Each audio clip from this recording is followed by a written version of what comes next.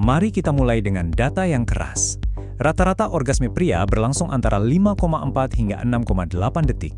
Sementara itu, rata-rata orgasme wanita berlangsung antara 20 hingga 51 detik, bahkan ada yang tercatat sampai 90 detik.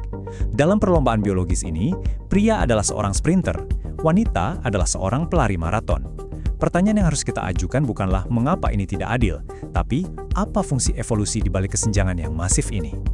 Untuk menjawabnya, kita akan membedah cetak biru biologis ini dalam 5 bagian. Kita mulai dari dasar yang sama, lalu menyelam ke dalam 2 mesin yang berbeda secara fundamental, mengungkap kontroversi evolusioner di baliknya, dan tiba pada sebuah kesimpulan yang brutal secara ilmiah.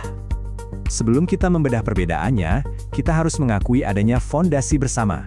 Ada satu kerangka kerja fisiologis yang berlaku secara universal. Ini adalah titik awal kita. Tentu, ada fondasi bersama. Para ilmuwan menyebutnya siklus respons seksual manusia, sebuah model 5 tahap yang berlaku untuk semua: hasrat, rangsangan, plato, orgasme, lalu pemulihan.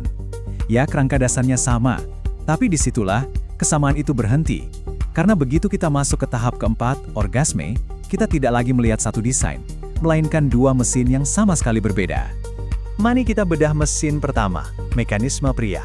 Jantung dari orgasme pria adalah ejakulasi, sebuah proses pengeluaran yang terukur.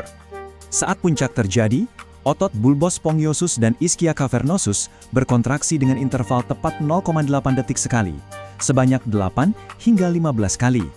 Ini bukan sekedar kontraksi, ini adalah pompa hidrolik bar tekanan tinggi. Pompa ini dirancang oleh evolusi hanya untuk satu tujuan, mengeluarkan materi genetik secepat dan sejauh mungkin. Setelah misi selesai, hipotalamus segera membanjiri tubuh dengan lonjakan prolaktin hingga 400%. Ini adalah tombol off biologis. Periode refraktori dimulai. Secara fisiologis, pria wajib mati suri. Evolusi tidak mengizinkan adanya ronde kedua dalam waktu dekat.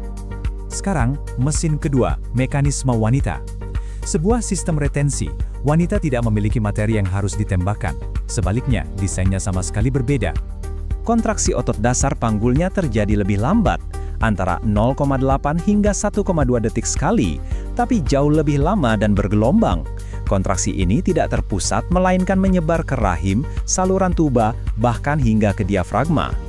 Perbedaannya sangat jelas, satu sistem untuk ekspulsi, satu lagi untuk retensi, dan disinilah letak kuncinya.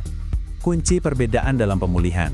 Jika mekanismenya berbeda, maka fase setelahnya juga pasti berbeda secara fundamental. Tidak ada lonjakan prolaktin yang drastis pada wanita. Hasilnya, periode refraktori hampir 0. Sementara pria memiliki tombol off biologis yang tegas, wanita tidak. Artinya, multiple orgasms bukanlah sebuah kemewahan, itu adalah fitur bawaan. Sebuah perbedaan desain yang fundamental yang membawa kita ke pertanyaan terakhir dan paling penting. Mengapa? Apa fungsi evolusi yang sebenarnya di balik mesin retensi yang begitu canggih ini? Sekarang kita sampai pada inti dari semua ini. Studi klasik oleh Robin Becker dan Mark Bellis yang terus direplikasi membuktikan sebuah fakta yang menakjubkan. Wanita yang mengalami orgasme dalam rentang waktu 1 menit sebelum hingga 45 menit setelah ejakulasi pria, terbukti menyimpan 38 hingga 55% lebih banyak sperma di dalam serviks. Mekanismenya, kontraksi ritmis rahim yang panjang itu menciptakan efek vakum yang dikenal sebagai fenomena upsuck. Artinya, orgasme wanita yang panjang bukanlah semata-mata untuk kesenangan. Itu adalah mekanisme evolusi yang sangat canggih untuk memilih dan menyerap sperma terbaik demi memaksimalkan peluang keberhasilan pembuahan.